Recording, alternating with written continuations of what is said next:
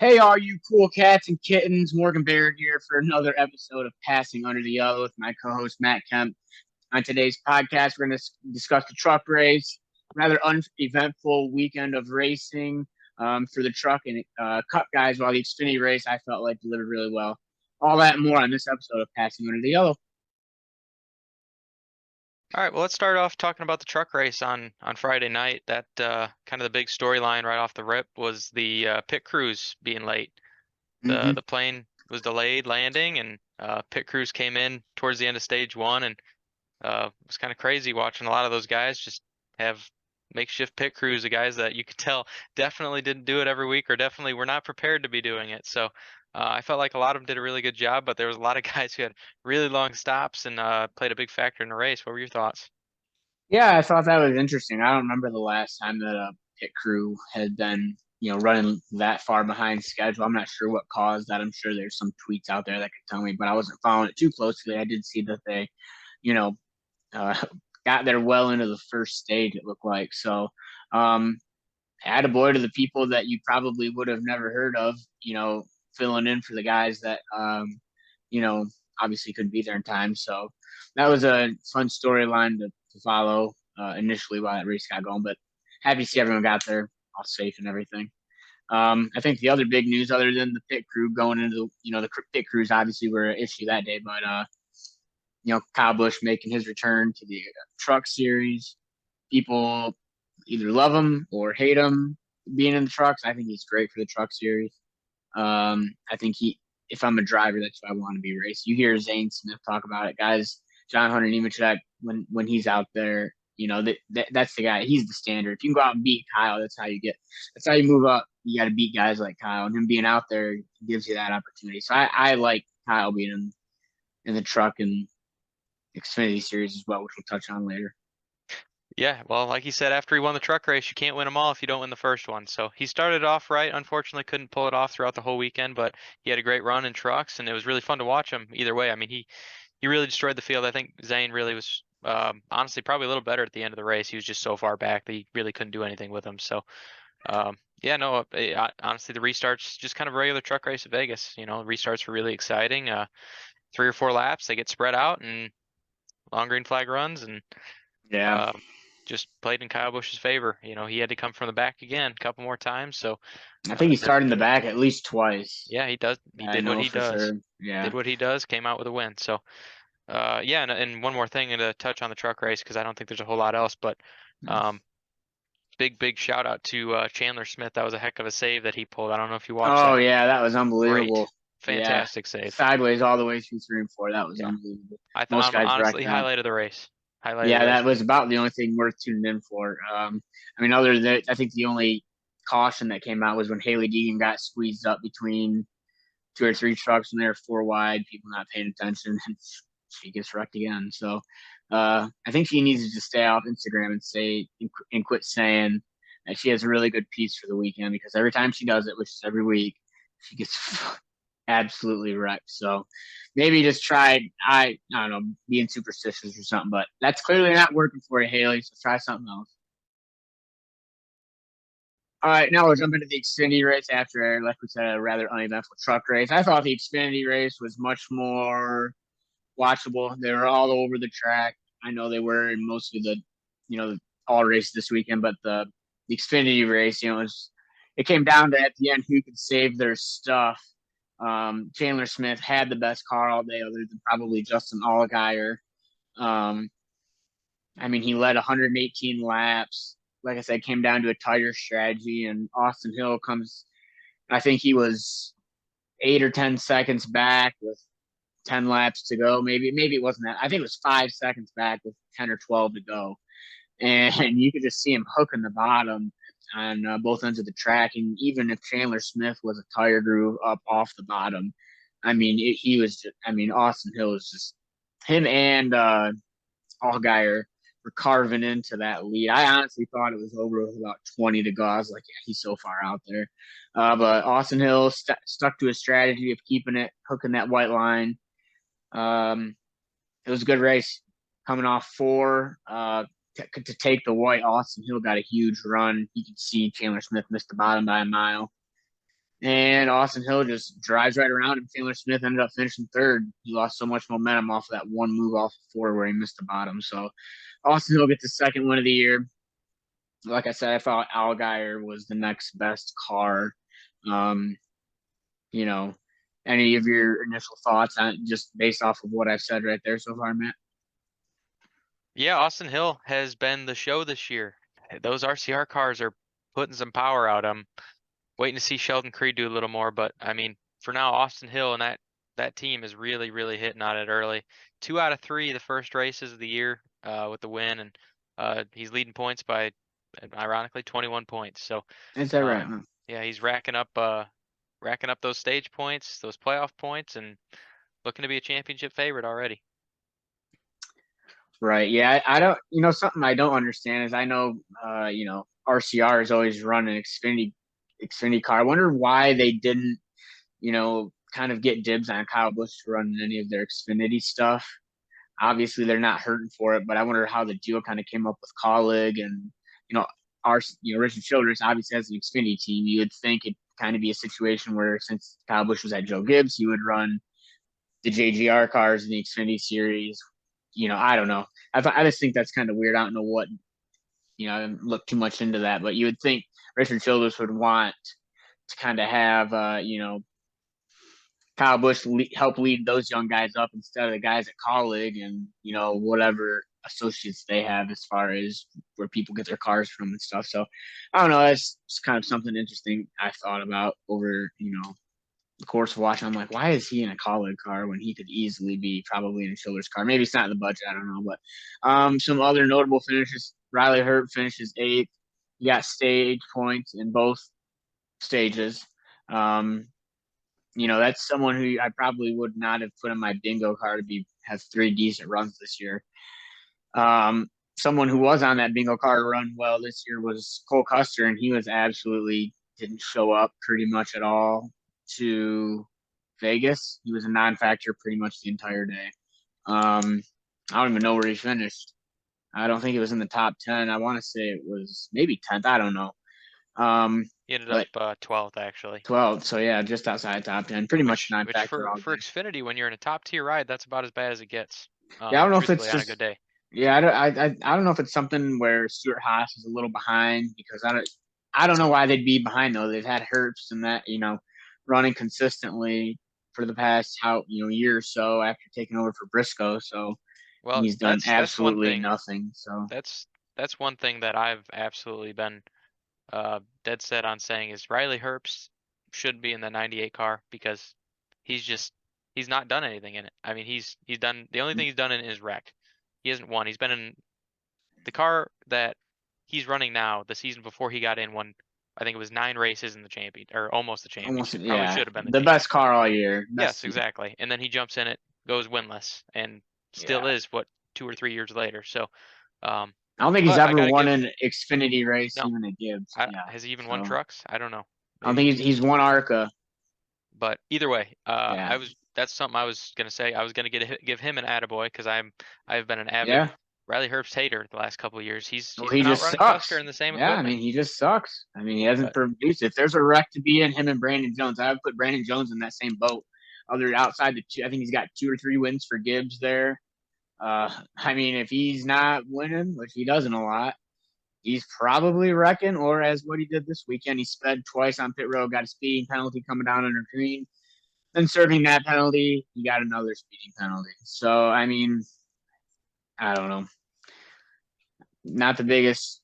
I'm not too high up on Brandon Jones just because he's had all. I mean, when your dad does what his dad does to be able to put him in just the best spot ever from a sponsor standpoint, that's just like a 1 in 10 billion level stuff right there. So he's real lucky, but he's been in the best stuff his whole career, shooting himself in the dick, but whatever. Other than that, the only other thing I kind of took out from the weekend is Rajak Caruth was chirping Joe Graf Jr. I thought that was hilarious. Not sure if you saw the video of it.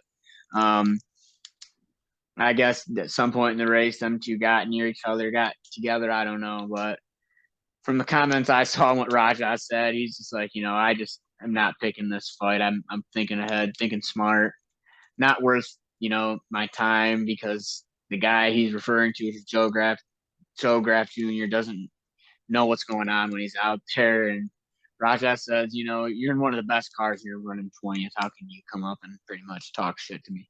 I think that's hilarious. Not surprised by the Joe Graff, I guess, not running that well. Maybe, I don't know.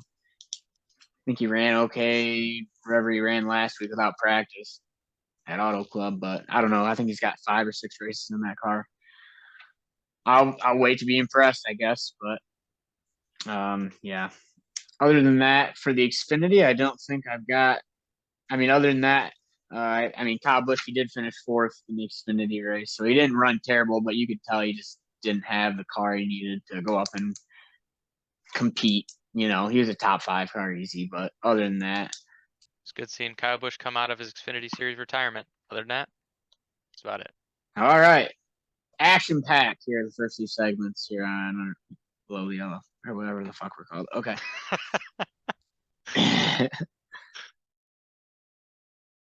So the Cup Series, that was really exciting weekend in terms of news.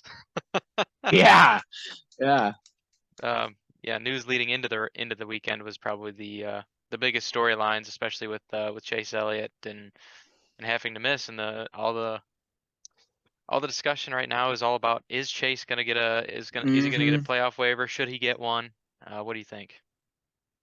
Yeah, I don't know. I'm kind of on the fence with it, and I feel like I tell you every week how I listen to a little bit of Dave Moody and Larry Mack, and it seemed like the first 2 days, and I guess the positive thing about this podcast coming out a day and a half late will be is we got to absorb a little bit more of that news and what people think about it, and it's just kind of hilarious because it seems like the NASCAR media are like up in arms with people even suggesting that he wouldn't get a waiver.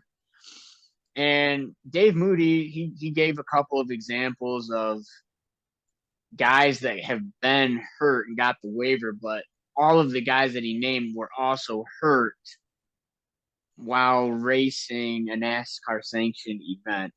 I don't recall. I think, well, from what I heard, sometime the last time a driver was hurt outside of doing something similar to this was like, I think Carl Edwards busted his ankle playing frisbee one time. And the one thing I will argue with that is NASCAR's rule has always been if you can get in the car and start the race, you get points. And during that time, all the drivers, needed to start, did their best and they started the race. Carl Edwards did that as well. He had to get in the car, might not have raced the whole car, but the rule is you start the race, you get the points. Chase obviously is not in that situation. I think there's multiple arguing points for and against. I don't know. I think he will get the waiver. Like I said, a lot of what I saw in NASCAR media is like they were almost offended when people were saying that Chase might not get, uh, people suggesting that they might not get it, that he might not get the waiver. From a fan's perspective, I definitely. I mean, I would say I heard a lot of Chase fans saying that he might not even get the waiver as well. Shouldn't get it as well. So I don't know. I think he will get it. Should he be given? I think it's such a gray area that you really can't make that type of determination. I did hear a fan call in and say, well, if they give away waivers for everything, medical waivers, then what's the point? Why don't they just do away with the waiver system? Because I've never seen. Can you remember the last time someone didn't get a waiver for something? I think it was Grant Enfinger that I saw on Twitter Yeah, this I did past see week. that too. Yeah, I saw that too. But in like the Cup series, like I know, obviously the biggest is when Kyle Busch broke his leg and got the waiver. Yeah, he broke it in the Xfinity race. Ryan Newman got a waiver to come back and race after he got cleared and after he went through his protocol after he was hurt because he missed a couple of races. I don't know. I'm not. I'm glad. I'm sure he'll get the waiver, but I think the bigger story is who does Rick Hendrick tap to maybe give an opportunity uh, to get in that 9 car. I don't think Josh Berry is the guy. No offense to him. I don't with these cars. I think you want to put someone in them that has experience, and I would honestly say he might. be fresh out of the Cup Series. But a guy like Matthew Denebetto, Corey LaJoy, maybe one of these younger guys that have had a little bit of experience in a Cup car.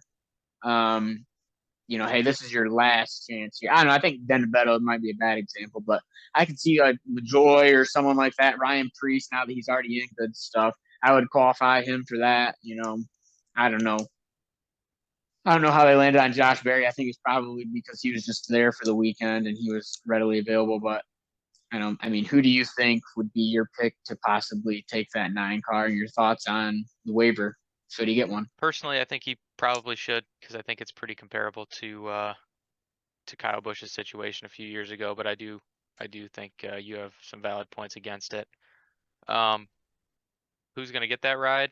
I don't know if Hocevar was trolling, but he posted on Twitter at number 7, just trying to stir the pot, I suppose. But I hope not.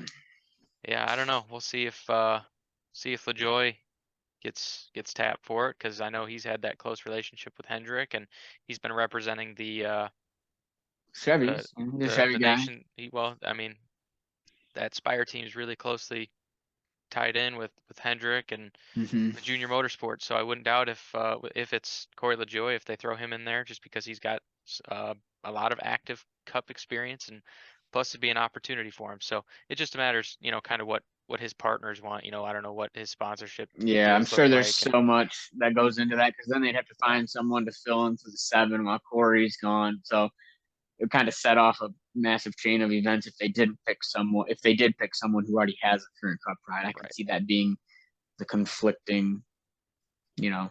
And you said you think it's very similar. Chase's situation is very similar to Kyle's. How so? I think more so it's just similar because he got injured, not really how. And I understand too your point with how Kyle got hurt in a race car and it was at the racetrack, but at the same time, it could be Larson getting hurt at a dirt track, or I don't want to even say that to put that kind of Hmm. whatever out there, but I'm just saying in terms of comparatively, if something like that were to happen, if somebody were to go be at another racetrack, what's the difference between them doing that and Chase Elliott snowboarding, if that's what he wants to do in his free time? I agree. I definitely see what you're saying. I guess my counter to that would be, if that's the case, then, kind of, I think I heard Harvick say something, I could get hurt just as bad walking through my kitchen. If I blow my knee out on my kitchen, you know, oven or something, do you get a waiver for that? It's a medical waiver, So, like I said, I heard a couple people say, "What's the point of even having the waiver system when they just give it to everybody anyways?" I don't know what you would say qualifies as non-medical and medical because, I heard the Jimmy Johnson, he had to sit out a race during COVID, and I don't think they gave him the waiver for it, and he didn't even have COVID. It was his wife had COVID, or he could have been exposed. I think it cost him points though because he didn't get to run. Oh, I want to yeah, say, I think as a Jimmy fan, I blame that for him missing the playoffs that year. I think if he was able to start oh, that Vegas a race, he hundred was percent. So, in the and he playoffs. and he didn't get a waiver for it, and it was a medical So how do you draw that line? Where's the? I think it's a slippery slope. What's the point of the waiver process if you know? Yeah, hey, I'm gonna be out for 6 weeks, but I can still run for a championship. I mean, obviously, it's a deficit to Chase Elliott. He's the one not getting seat time, not knowing what's going on. That sucks.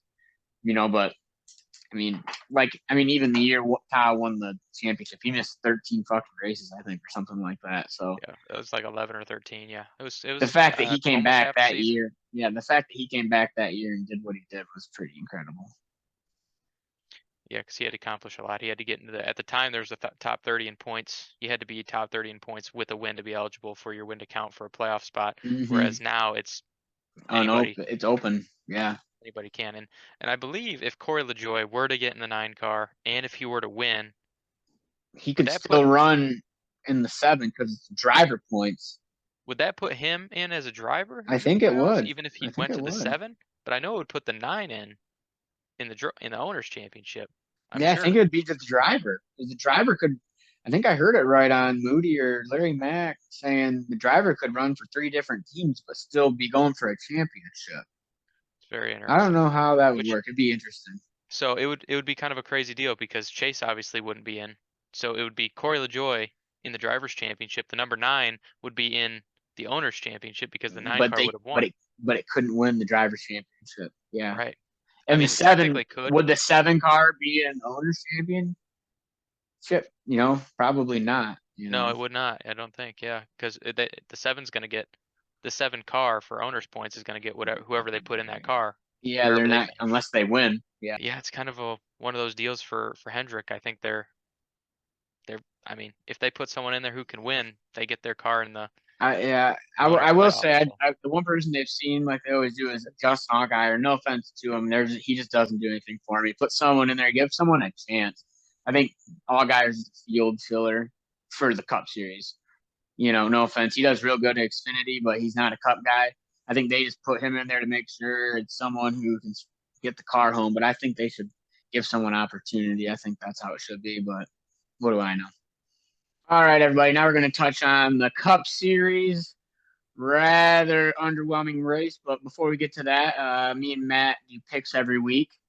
Last week, Matt picked Martin Truex Jr. I picked Bubba Wallace. Bubba came home fourth, I believe. Where'd Martin come home? Not third or second. I So think 6th or 7th. So, but he honestly probably was going to finish right ahead of Bubba. So I mean they were neck and neck all day. Probably they're yeah, interchangeable, I think, with their finishing positions. I thought the Toyotas and the Hendrick Chevys were the best cars all day, without a doubt. Toyotas there, Ford, I don't know, not that great, but so I guess congrats to me. I'm picking Bubba. Good job, brother. Get me to a fourth place finish. Um, Matt, we can discuss, I guess. Oh man, I've got a list here. So I mean, other than the race being rather, is lackluster, I think it got a under 50% approval rating on Jeff Gluck's poll. That's what I kind of go by. There were no yellows outside of the Almirola half spin and then the Joey Logano wreck. He was top of Brad Keselowski and Kyle Busch. Kind of got squeezed into the wall. It looked like just a racing deal to me. I'm not sure if you saw it or not. Yeah, Um, I thought the same thing.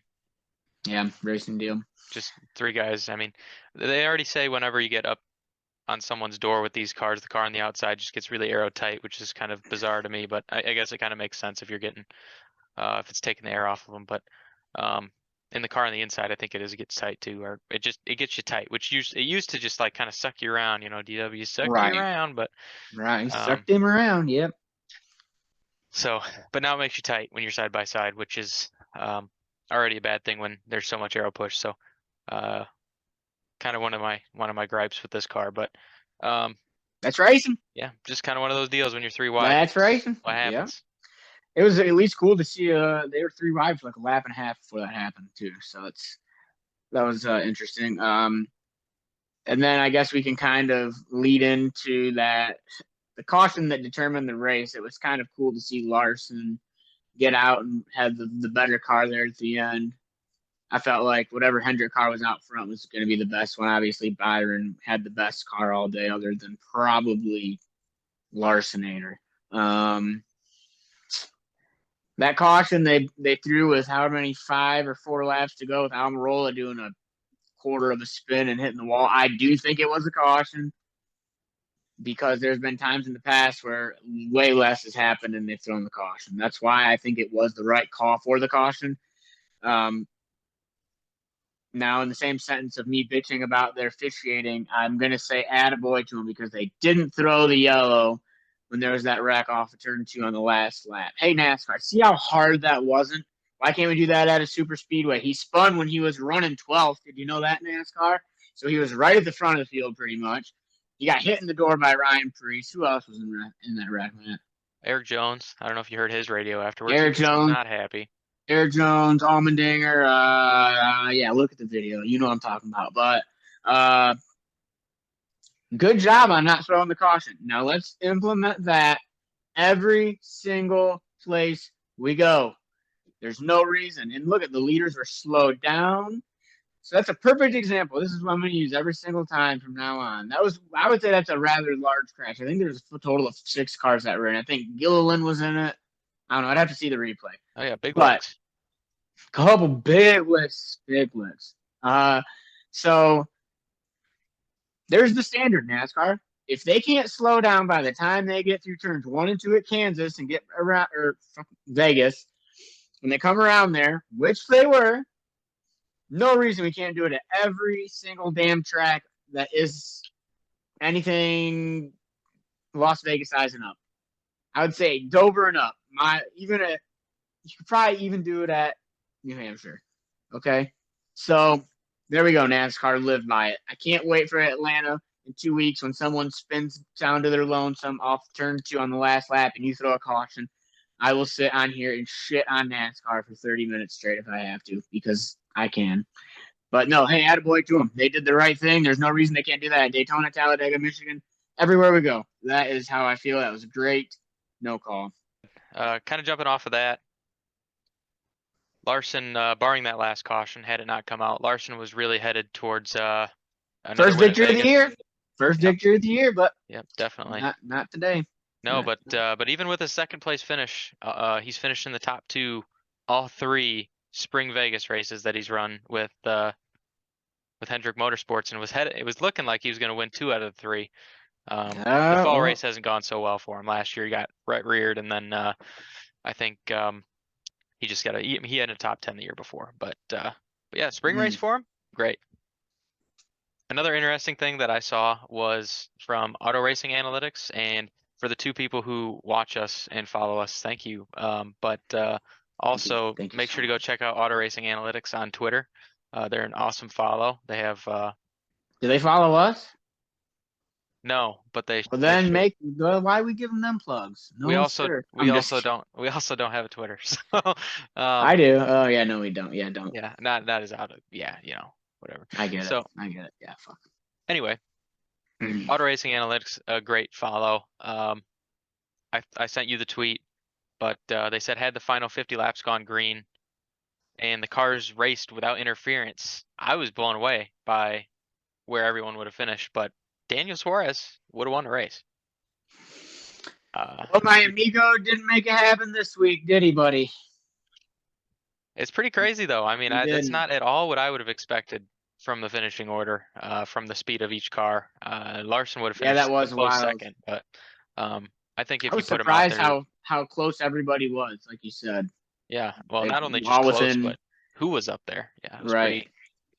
pretty different from what it actually ended up being.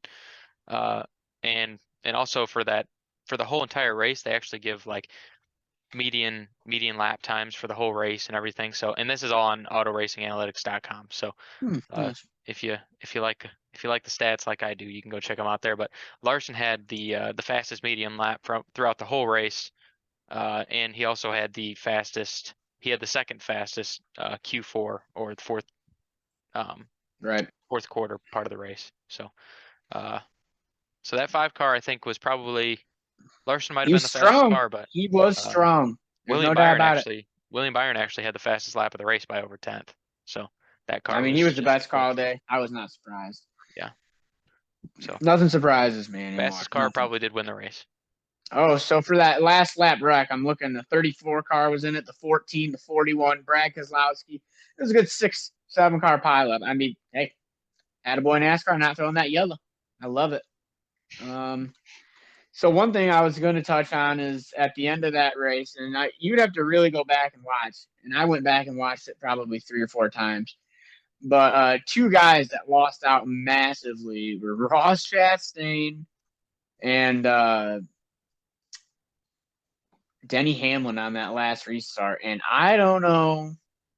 It looked like to me that Ross Chastain was just pushing the absolute dog shit out of Hamlin, getting into the corner, and it upset his car, and he had to check up. And then from there on out, it was just they were checking up, and neither of them finished in the top 10. They restarted, I think, 6th and 8th on that last restart, and neither of them finished in the top 10.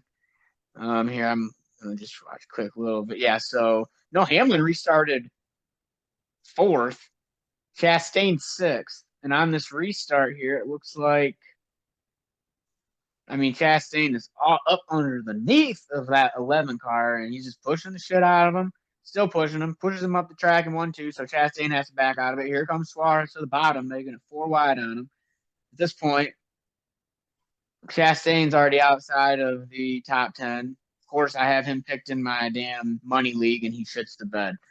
That's awesome. Thanks, Ross. And then, yeah, Denny, he fell from, like I said, fourth outside the top 10. I want to say he finished like 12th or 13th. And I don't know. I don't know if I blame blaming Ross or what, but that's what seemed to screw them both up there at the end of it. But yeah, that was my overall. Just something maybe not everybody paid attention to there at the end was how bad those two cars lost on that restart because they were up there and neither of them finished in the top 10. So you just hate to see it. That's racing in Vegas. And one more thing too that I noticed at the very end of the race was They didn't throw the yellow. Truex. That's good. That too. Martin Truex Jr. on the last lap could have absolutely stuffed Bowman in the wall and Should probably have. salvaged another spot or two, but Should have. chose not to. He's just a class act. He is. Race is so nice. Oh, he races nice, but he does. He's. Yeah, I won't say anything else. I guess one other thing. What was your overall consensus on Danica Patrick and Clint Boyer in the booth? The You can same be booth this honest. week, right? I pray, I hope not, but I'm I pretty don't sure it know. is. Pretty sure Phoenix is the same booth. So, MRN is going um, on. yeah, we'll just say I'm not Uh, not not super thrilled. enticed. Not Yeah, thrilled. I feel like from what I was listening, she would just say shit. And in the back of my mind, I'm thinking Mike Joy is just like, what in the fuck is she even saying right now? What does this have to do with anything? Why would you say that? Yeah, I don't really have too many positive things as to what I think Mike Joy was thinking because he'd be saying something and then he'd be like, well, just completely talk about something completely else. So I don't know. Sometimes no one fed off of each other really well. Um, I think Clint. I love Clint, but man, he's not great. Not very great in the booth. He tries to be so excited, and sometimes he gets over his skis, and he just is like, oh, well, okay, Danica, what'd you say? I don't know. He didn't do that, but I don't know. I didn't think Tony Stewart was any better. We're just critiquing here, but yeah, I don't. My whole question is what has Danica done statistically, or even in the booth wise to remain getting these calls? I think it's all a publicity thing for like NASCAR. I don't know, She's got the name. I but don't. she gives no logical, good uh analyzation. I don't know. There was one point It's when not natural. It's not natural for her. That's for no, sure. I would say the same, but when Logano went spinning across the grass, she was yelling caution, caution, or something Yeah, like I was that. saying that. Holy shit, good job, Danica. That's Yeah, like that was the one thing it's she did whatever. right. Better, I think Well, the yeah, best. fucking everybody knew that you didn't need to be a commentator to fucking say caution, caution, caution. But Well, at the shit, same Danica, time, good job. if you listen to MRN or PRN or whoever does the race, I think PRN did this weekend.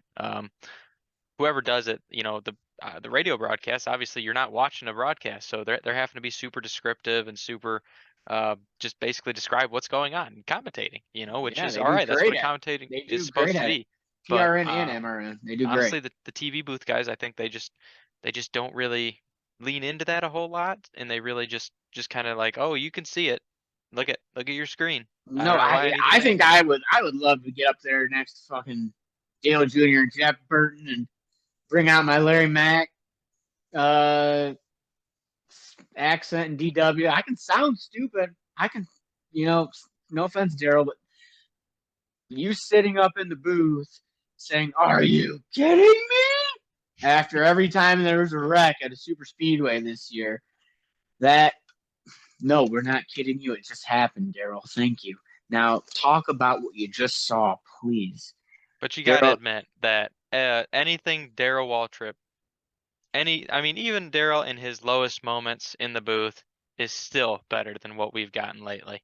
I oh mean, yeah. Yeah, Daryl, I'm Larry, and Mike here. is just you We can't were beat that bit booth. we were bitching about it for how long, and then we get it changed, and now we're like really stomping on our own necks because God, yeah, I think Mike Joy is still as good as he's ever been. He's trying to carry everything on his shoulders, and he can't do everything. He can't be the analytical guy. He can't be the main host, and he can't bring all the excitement. He's an old guy.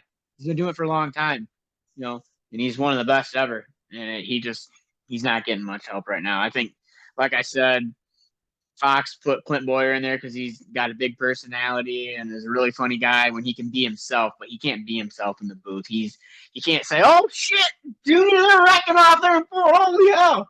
That's what I'd be like. I think that's what the fans want. Put me in a booth. Give me a 6-pack of long drink, any flavor, preferably not the black ones because they'll ruin me. But I will be the best damn commentator. The fans will be into it.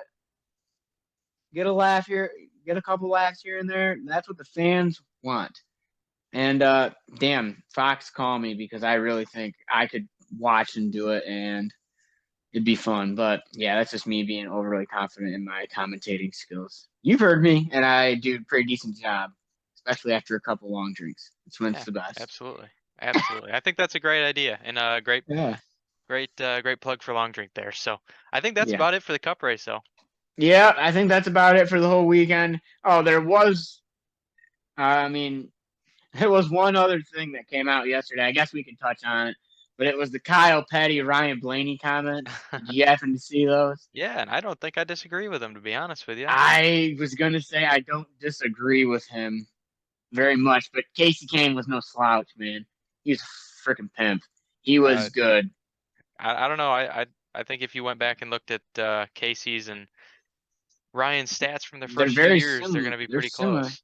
Yeah, I definitely agree that Blaney just is. He's always the guy everyone talks about, but he just doesn't get it done I know I nearly keep waiting enough. for it too, because I mean, Blaine, I look at him as like one of the best in the field, absolutely. But I put him. He's got the equipment. I yeah, think he's just as good as Joey Logano. He just doesn't win. He's just not. I think he's I a don't lot know. nicer than Joey on the racetrack too. So I love I'm when he sure that runs his makes a mouth difference. over the radio and flips his teammates off and shit. Hell yeah, show that emotion. You can't do that now without getting canceled too. But coming to a racetrack near you, maybe I can do that and people will like it. But yeah, I don't know. I think Kyle Petty's got a lot of balls saying that just because I've seen a lot. It's easy to attack Kyle Petty, but everyone's posting his stats versus Blaney's and saying I'd rather be known as a Casey Kane than a Kyle Petty. That's kind of what I'm seeing. Kyle Petty opens himself up for shots there, but I don't necessarily disagree with him. I would have to 70-30 agree with what Kyle Petty said. And for those of you who didn't see what we were kind of referring to here with the Ryan Blaney and Kyle Petty comments, I'll read it here. The quote was from Kyle Petty: potentially unfulfilled. Everyone wants to talk about what he can do, but never does anything. He just never gets past that hump. And this is Kyle Petty referring to Ryan Blaney, saying he was basically as unfulfilling as what Casey Kane was now. He didn't Casey Kane did have a bit of an underwhelming career, but I don't know. I don't disagree. Kind of Blaney is just always right there, but can never really get it done. I don't think he's ever been to a championship four. I don't think he's. Last year was his first year, I think, being in the final eight too, and he was never a factor to really be someone who would contend to move on for the four unless he won, which he didn't. I think I have to he I got. have to correct you on that. I might be wrong. Final eight. Yeah. He did make it. I believe he made it actually in his. I don't know if it was his rookie year. I think it might have been his second year with the Wood Brothers. I'm pretty sure he made it Oh, to the did round he? of eight in that in Did like he? Oh, 2017 because I'm pretty sure that was the same that was the race that year he won. He won at Pocono's yeah, first Cup win, right? Yeah. yeah, they were Yeah. really fast that year. Okay, well, I'm fine with being told I'm wrong, but yeah, he's still though outside of that, just That might be. take away all of his super speedway wins. Where does he really won? Outside, I can't think off the top of your head. Can you name any places? He won the Open All-Star race at Texas one-handed holding his window net up last year. that doesn't count. Points paying race. Where else is Ryan Blaney won? Michigan. Yeah. It was a good race when he won that too. I was happier than hell when he won. Held off them damn Chevys. So All right. Well, do you have anything else? We can go through our picks for this weekend at Phoenix, if you would like. Last week, Bubba got me the win, as we stated. I don't know if we're doing any points. Maybe we can keep track of. Maybe we'll update you guys next week on what we figure out for what we get if we get the most winners for this year. I don't know. All right, so now we're going to move on to where we make our very educated guesses on who we think is going to win at Phoenix this week.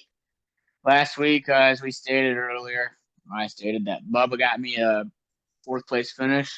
I guess that counts as a win since Truex finished Seventh, seventh. sixth. Yep, and fourth is better, so we'll take it. We haven't decided on what any. We'll just crown champion at the end of the year. I don't know. We'll keep track. But Matt, who do you feel like is going to be the winner this weekend at Phoenix? And are the trucks out there? We can do all three series if you want. I don't think trucks are out there. All I think right, it's so just Xfinity and Cup. all right. Well, let's do your Xfinity pick first, I guess. Well, shoot, I didn't prepare for that one. Okay, let's do your Cup pick. Cup Series, I think all RFK is gonna bring something and be pretty good, but I don't think I'm gonna pick one of them. I think I'm gonna pick Kevin Harvick. Okay, Harvick is best track by far, no doubt about it. Bunch of wins there. Not a bad pick. I think that's low hanging fruit, though. I'm gonna go with Christopher Bell. I think he's run good like every race this year for the most part. That 20 car is due. I think he's going to snap off and do what you want Alex Bowman to do this year, and that's win a lot. Yeah, no offense, Alex Bowman, but I just don't understand him. Okay. So for the Xfinity series, you don't have to think too much hard about it. I'm going to go ahead. On a limb, Riley Herbst gets his first win this weekend at Phoenix. When he doesn't wreck there, he usually runs pretty well. So we're going to go number 98, Monster Energy Ford for SHR. Riley, Terrible Herbst. With Xfinity, I really have never seen Justin Allgaier do a whole lot at Phoenix. I know everyone always says, "Oh, it's his best track. He's gonna He do is so really much good there." there. He And does so I much. mean, I'm sure he's good, but like, I think I've seen him win once. I don't know. Maybe I'm just not paying attention. But I don't think you're paying attention, man. all right, that very well could be the case. But I'm I'll go with my heart. I think Parker